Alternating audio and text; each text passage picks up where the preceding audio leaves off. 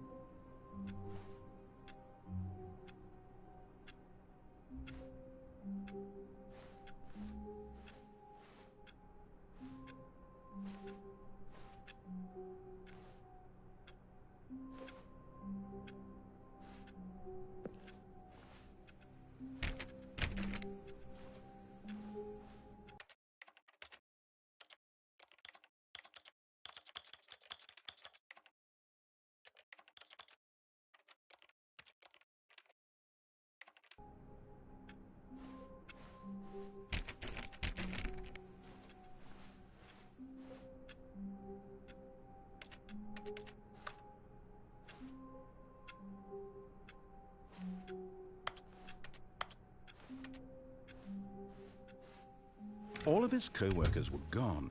What could it mean? Stanley decided to go to the meeting room. Perhaps he had simply missed a memo.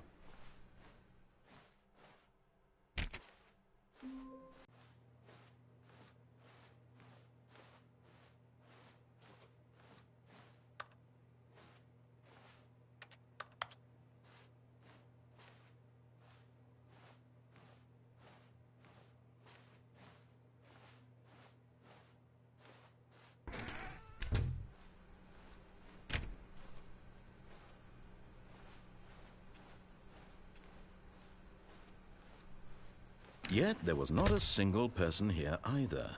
Feeling a wave of disbelief, Stanley decided to go up to his boss's office, hoping he might find an answer there.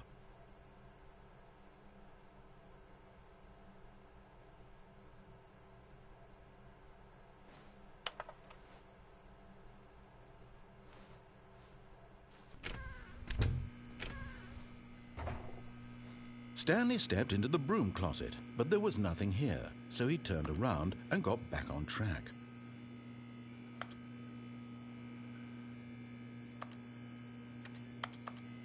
There was nothing here. No choice to make, no path to follow, just an empty broom closet. No reason to still be here. Coming to a staircase, Stanley walked upstairs to his boss's office.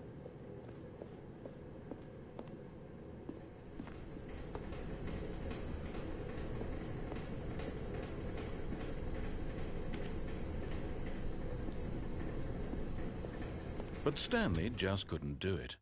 He considered the possibility of facing his boss. Admitting he had left his post during work hours, he might be fired for that. And in such a competitive economy, why had he taken that risk? All because he believed everyone had vanished? His boss would think he was crazy. And then something occurred to Stanley.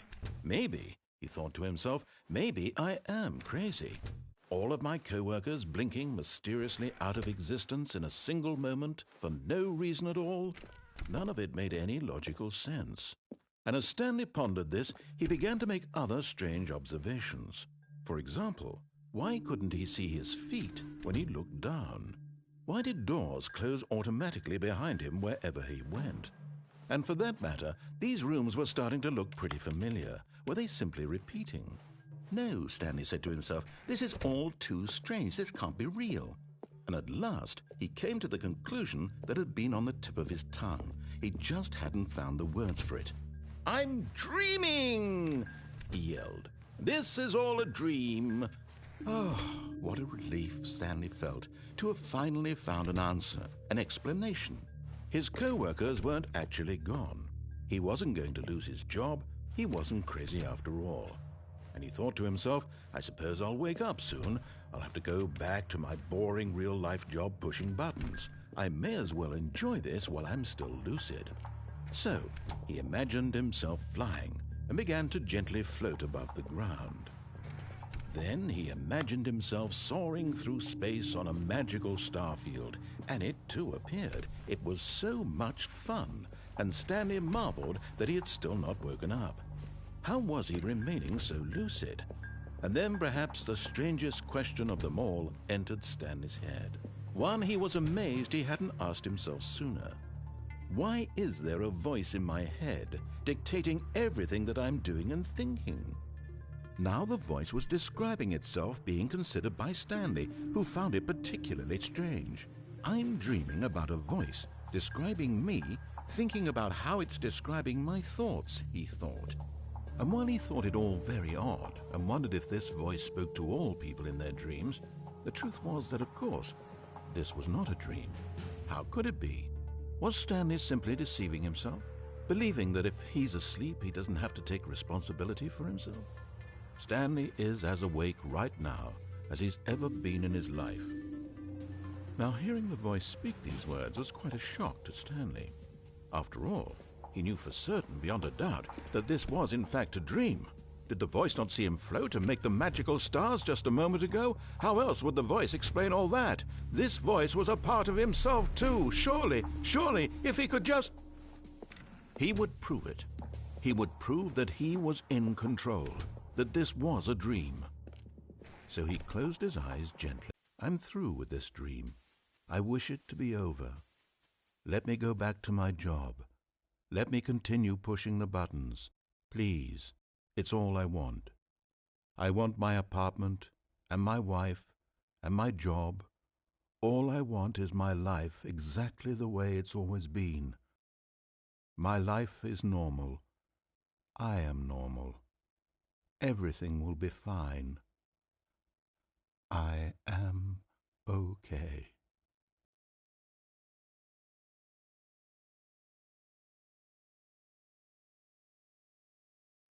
Stanley began screaming.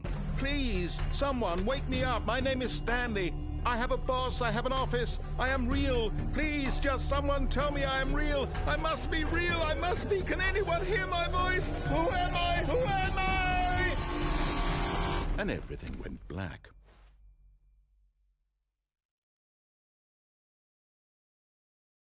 This is the story of a woman named Mariella. Mariella woke up on a day like any other. She arose, got dressed, gathered her belongings, and walked to her place of work. But on this particular day, her walk was interrupted by the body of a man who had stumbled through town talking and screaming to himself, and then collapsed dead on the sidewalk. And although she would soon turn to go call for an ambulance, for just a few brief moments she considered the strange man.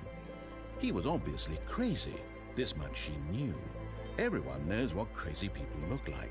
And in that moment she thought to herself how lucky she was to be normal. I am sane. I am in control of my mind. I know what is real and what isn't. It was comforting to think this, and in a certain way, seeing this man made her feel better. But then she remembered the meeting she had scheduled for that day, the very important people whose impressions of her would affect her career, and by extension, the rest of her life. She had no time for this, so it was only a moment that she stood there, staring down at the body. And then she turned and ran.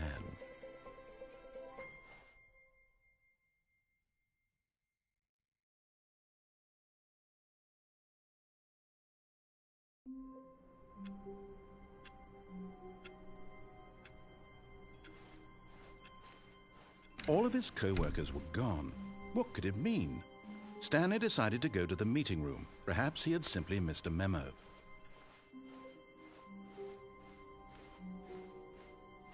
When Stanley came to a set of 2 open doors, he entered the door on his left.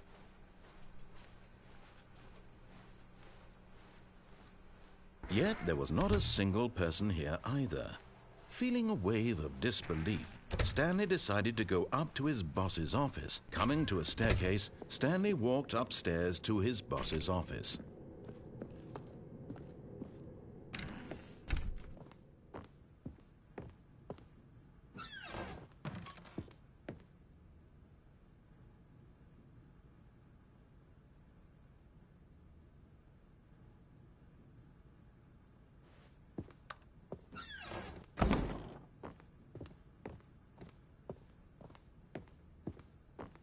Stepping into his manager's office, Stanley was once again stunned to discover not an indication of any human life.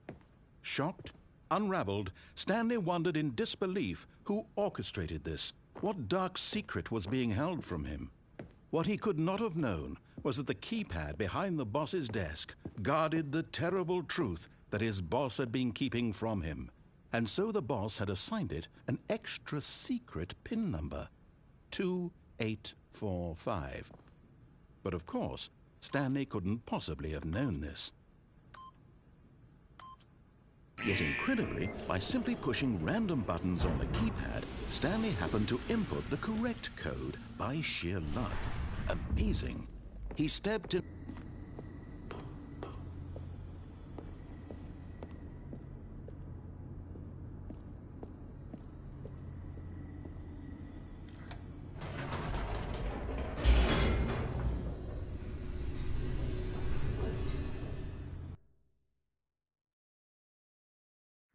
Descending deeper into the building, Stanley realized he felt a bit peculiar.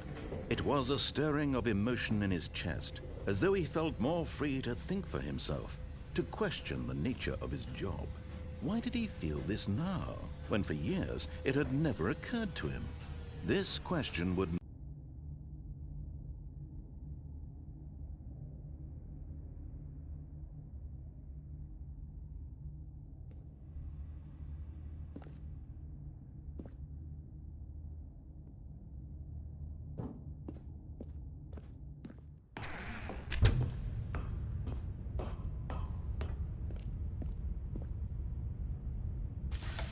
The lights rose on an enormous room packed with television screens. What horrible secret did this place hold? Stanley thought to himself. Did he have the strength to find out?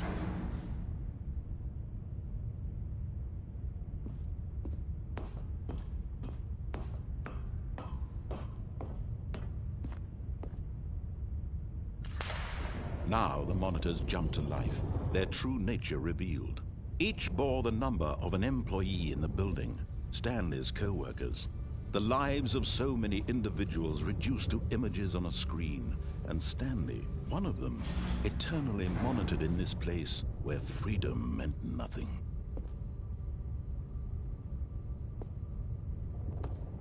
All this time? Was this the only reason he was happy with his boring job? that his emotions had been manipulated to accept it blindly? No, he refused to believe it. He couldn't accept it.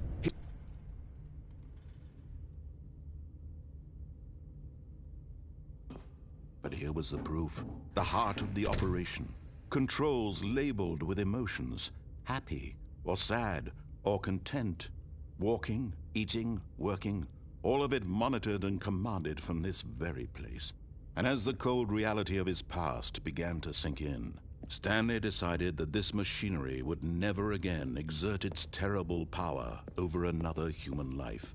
For he would dismantle the controls once and for all.